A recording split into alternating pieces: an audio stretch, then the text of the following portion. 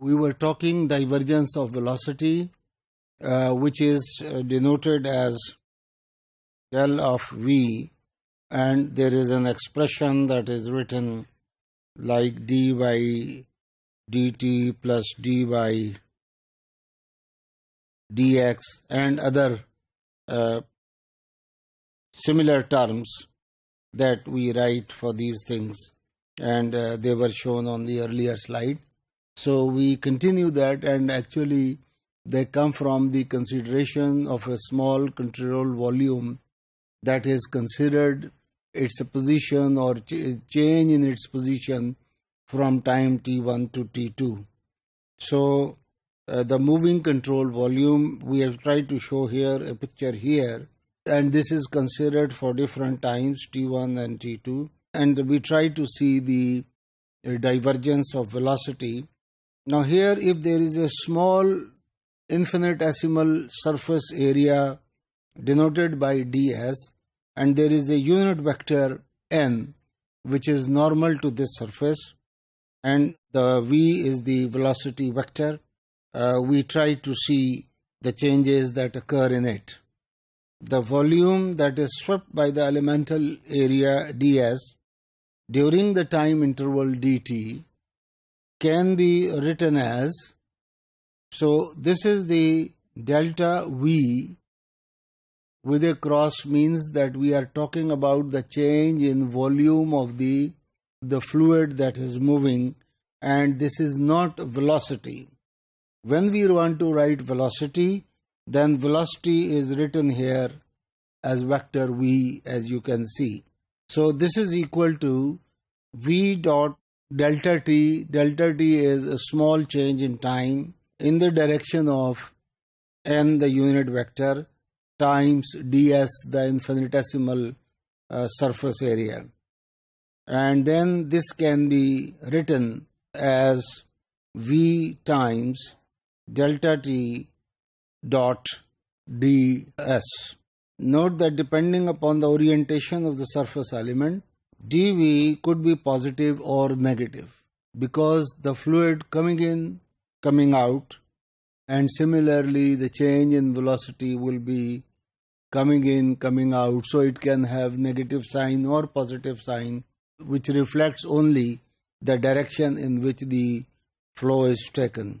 Dividing by dt and letting delta v tends to 0 gives the following expression. So what we are doing, we are dividing these terms by delta t all the way and letting delta v tends to 0, we obtain this term dv by dt. So we have divided it by this, and we are taking the limit on this side as delta t tends to 0, and then we see what do we have. At the same time, if I try to integrate it, so when we take the limits, of course, and we try to integrate, we obtain this value, and we apply here. The left hand side term is written as a total time derivative, because fluid element is moving with the flow, and it would undergo both local derivative changes, local acceleration, and also the convective changes. So all these terms are included in the left hand side term, which is denoted by capital D by dt times the changes in the velocity or the volume. When we are writing this term, we are writing the amount of volume that is being swept across. The divergence theorem from vector calculus, the famous vector theorem, can now be used to transform the surface integral into the volume integral, so that everything is made uniform. Everything is considered in terms of volume, and therefore we make use of this theorem, and we obtain the term as equal to the triple integral on divergence of v with respect to change in the volume. the divergence, this should be corrected and it should be rotated. This is the rate of change of volume per unit volume. If we now shrink the moving control volume to be an infinitesimal volume, then delta volume, delta times volume, a small change in the volume in the above equation will reduce to this. And when delta V tends to 0, the volume integral can be replaced by, again this term should be written as delta.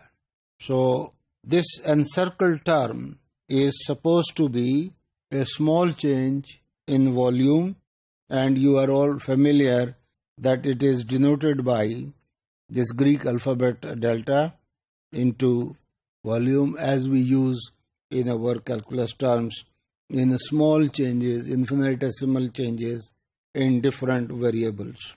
And on the right hand side we obtain this equation.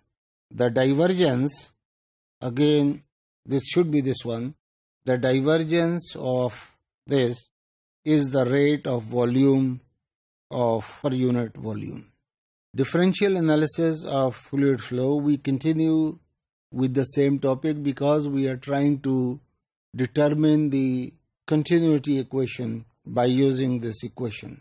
When we were considering the control volume that is fixed in space, we see that the fluid particles are flowing through the surface, and here you can see that they are flowing through the surface. Considering control volume that is fixed in space, and unlike the earlier case where the shape and size of control volume are the same at all times because they were moving with the fluid, this one is not moving with the fluid, this is fixed in space.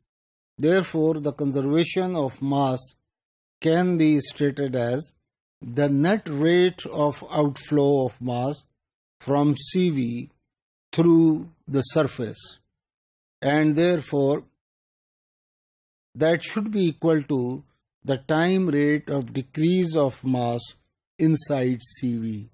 So this is just can be seen from common sense that if the fluid is moving out, the amount of fluid that is moving out should be equal to the same that is being reduced within the volume that is being considered, and we calling it as control volume.